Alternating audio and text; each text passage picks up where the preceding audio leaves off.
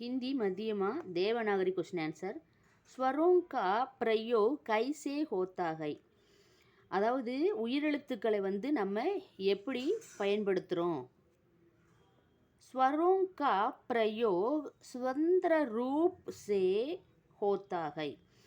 உயிரெழுத்துக்கள் வந்து எப்படி பயன்படுத்துகிறோம் அப்படின்னா சுதந்திர ரூப், அதாவது சுதந்திரமாக. இது கூட வந்து எந்த லெட்டரும் சேர்ந்து வராது. இப்போ வியஞ்சன் அப்படின்னா மெய்யெழுத்துக்கள், அதில் பார்த்தீங்கன்னா இக்கு ப்ளஸ் ஆ அப்படின்லாம் சேரும் இல்லையா. இதில் அப்படி கிடையாது. நம்ம டைரெக்டாகவே வந்து ஆ ஆ அப்படிலாம் அப்படியே யூஸ் பண்ணிடுவோம். அம்மா அம்மா, ஆ ஆம் அப்படின்னு யூஸ் பண்ணிடுவோம். அதனால் இது வந்து சுதந்திரமாக அப்படியே நம்ம பயன்படுத்துவோம். स्वरों का प्रयोग स्वतंत्र रूप से होता है. नेक्स्ट क्वेश्चन, व्यंजन कैसे कहते हैं. அந்த கேள்வி கேட்குறாங்க இல்லையா. மெய்யெழுத்துக்களை வந்து நம்ம எப்படி அழைக்கிறோம். स्वरों की सहायता से उच्चरित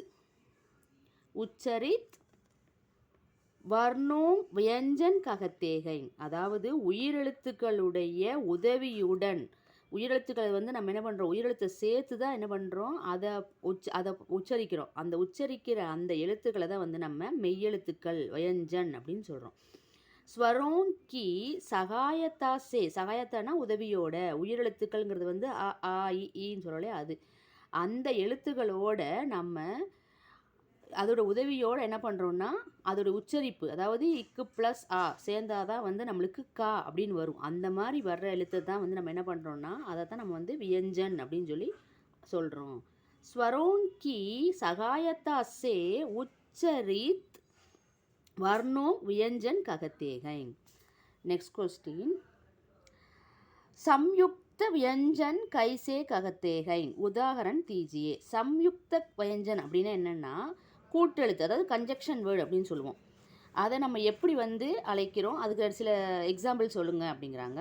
दो व्यंजनों के मेल को संयुक्त व्यंजन कहते हैं. அதாவது ரெண்டு மெய்யெழுத்துக்கள் சேர்ந்தது தான் வந்து நம்ம சம்யுக்த வியஞ்சன் சொல்கிறோம்.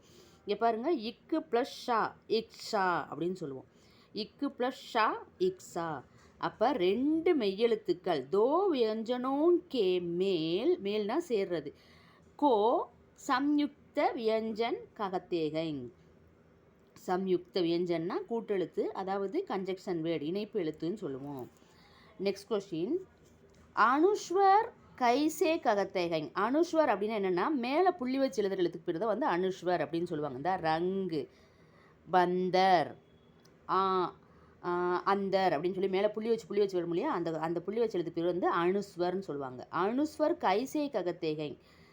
स्वर के बाद आने वाले व्यंजन को அனுஸ்வர் कहते हैं. அதாவது மெய்யெழுத்தோட பின்னாடி ஃபாலோ பண்ணி வர்ற உயிரெழுத்தோட ஃபாலோ பண்ணி வர மெய்யெழுத்தை தான் வந்து நம்ம அனுஸ்வர்னு சொல்கிறாங்க.